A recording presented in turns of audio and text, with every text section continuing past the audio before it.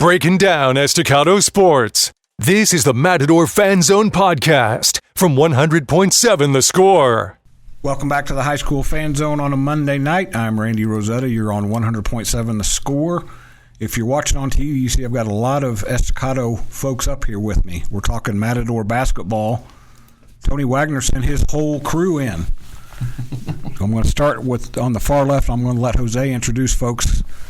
It's Jose Perez on the far left. Jose Perez. You're the like the dean of assistant coaches on WAG's staff now, right? You've been around the longest. I've been around the longest.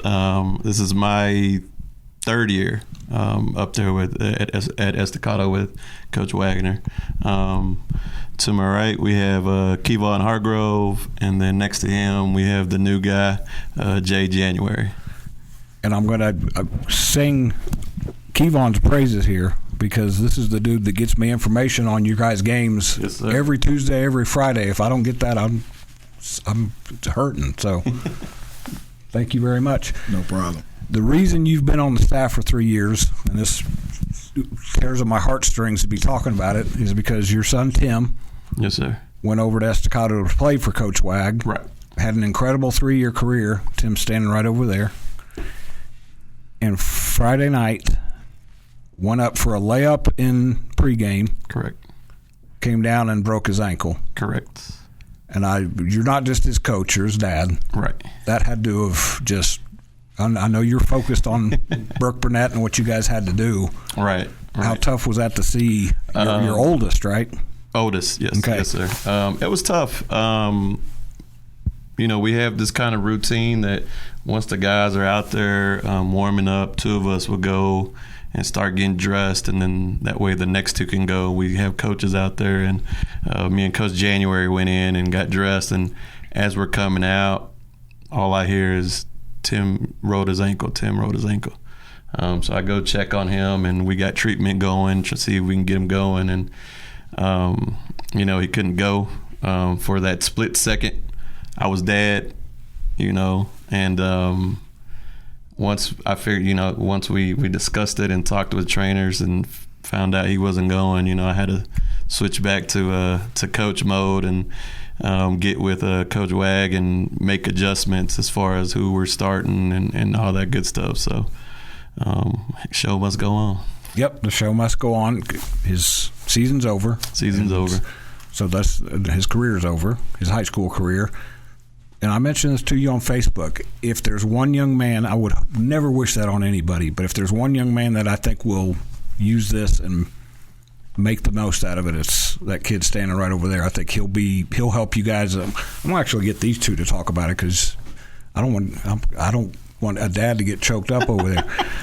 Kevone, knowing that Tim is going to be there with you guys, helping his teammates get through this, how valuable can he be in that role? As much as you hate to see him not playing, how valuable can he be?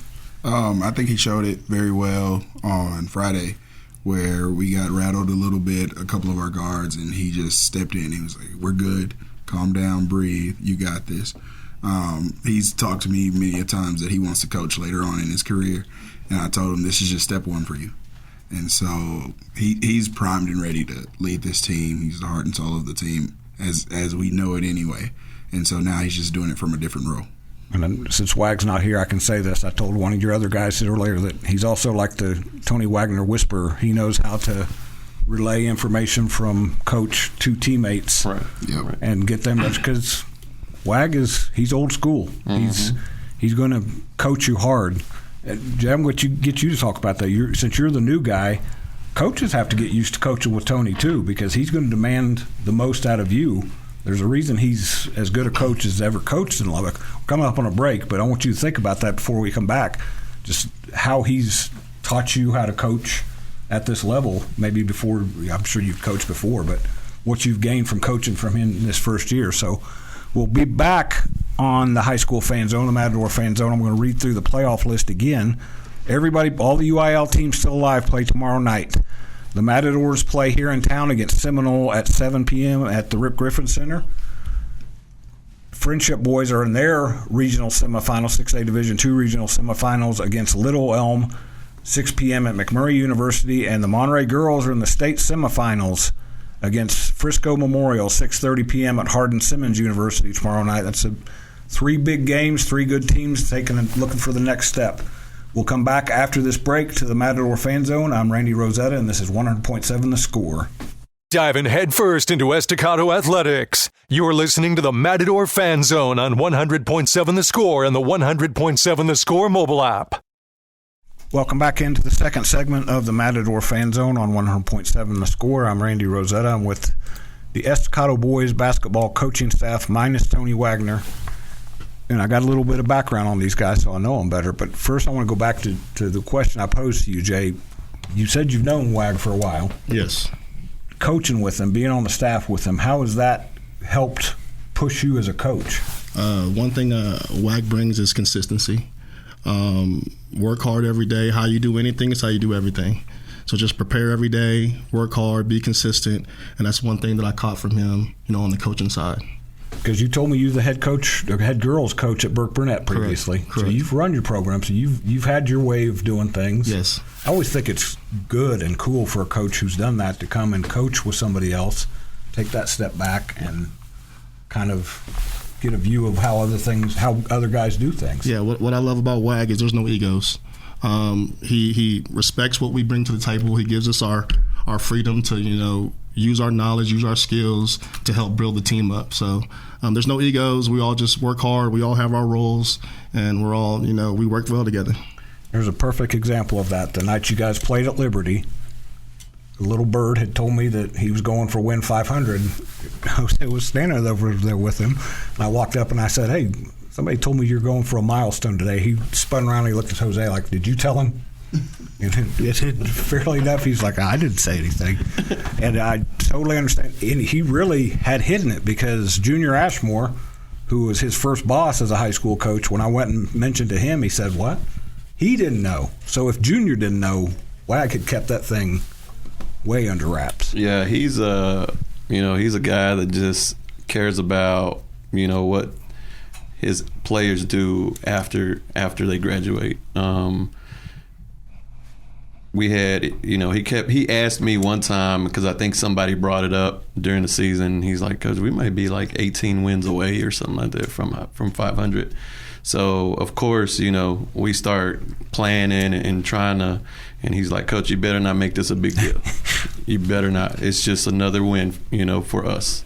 And that's one thing about him. It's never, it's us. It's wins that we get. So, that's the kind of character that he has, and, it shows within the team. It's funny because one of the guys he's coached against a long time, Paul Page at Friendship, was coming up on that same milestone. And when I asked him, he said, "Well, I don't want to talk about that." So those guys, you can tell why coaches do it for a long time and have success, and they don't want to talk about it. Jill Schneider doesn't like to talk about her because she's, I don't know what her number is. That's a huge number by now, right, as long as she's coached. So, Kevone, you played for a guy too that very different personality, different style than Wag, but also very much what Jose just said there. He cares about his players, but he got them ready for basketball, but he got them ready for life. Kind of talk a little bit about playing for Randy Dean. Yeah, Coach Dean was big at Coronado for me. He instilled a lot of the same principles that Coach Wag instills in even us as adults. Now, don't take anything for granted. Everything is, like you said, how you do one thing is how you do everything. And you need to be consistent. So consistently work hard at whatever it is you're doing. Consistently give your all at whatever it is you're doing. And taking that and going from playing under a guy that does that to working under a guy that believes in the same principles, it was hand in hand, and it was an easy transition. Did you play against Estacado when you were at Coronado? Played against Estacado many times, and my head coach won't let me live it down. We never beat him. So, see, now that I could imagine he wouldn't remember that. Coaches do remember stuff like that. Yes, sir. How did you do against him? I was a role player, so big points weren't my thing. I did the dirty work, rebounds, box out, guard, and I just enjoyed every second of it. Playing against everybody knew that Wag was the coach in, West Texas in general. And so just playing against him and enjoying that moment, whether we lost or won, was amazing. You just described a lot of the guys on your team right now. You guys have some marquee players. Shakur's as good a shooter as I've ever seen at the high school level. Moses is electric. Tim was a great point guard, great leader. Using that past tense, that just kills me. But the thing that I think has made you really click this year is Armand kind of doing some different things. And all of a sudden, Bobby Ross is a basketball player. I told him that today. I said, Bobby, I'm not going to call you Bobby Ross, the football player playing basketball. You're a basketball player. Yes, sir. How has he kind of evolved? Whoever wants to talk about that's worked with him, how has that kind of come to be? So I actually coached Bobby. I was the running back coach from the football team. So seeing him grow, his attitude grow throughout the school year from football to basketball, I mean, he's playing outstanding for us right now. His effort is relentless on the board. He's encouraging his teammates. He's very vocal. It's a different side seeing Bobby on the basketball court than football, and it's helping our team out a lot. When I talked to him today, I talked to him and Moses for a podcast, and the thing that Bobby, you could tell, is driving him is he wants high-level success as a team.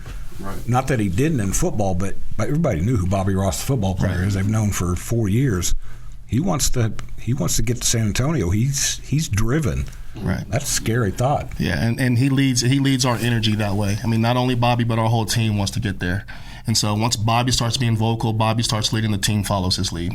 All right, so who is Moses' slam dunk coach? Which one of you guys has shown him how to do that? I mean, I play above the rim, but Moses kind of just does his own thing. I mean, he's outstanding. I remember talking to Parker Hicks after, I think, the game at your gym, because Liberty was Tim and I have talked about that. Liberty's a really good team. Yeah.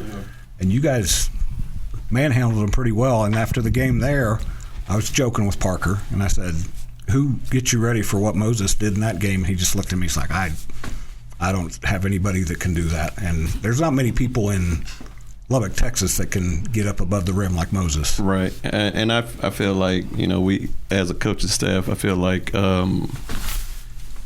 we go into our practices knowing that our 5 are going to be the best that we're going to face. So we're always talking about a team can't prepare for what we do. And especially this group, we have so many weapons and we're so deep. And, I mean, it's a great group to be around. They love each other. Mm-hmm. They play for each other. Mm-hmm. In the games, they kind of listen to one another. I mean, and you can see it. And now they've got more motivation than ever with one of their heart and soul guys out for the season. But they will be in action Tuesday, 7 p.m. at the Rip Griffin Center. This is the High School Fan Zone. We'll be back after the break.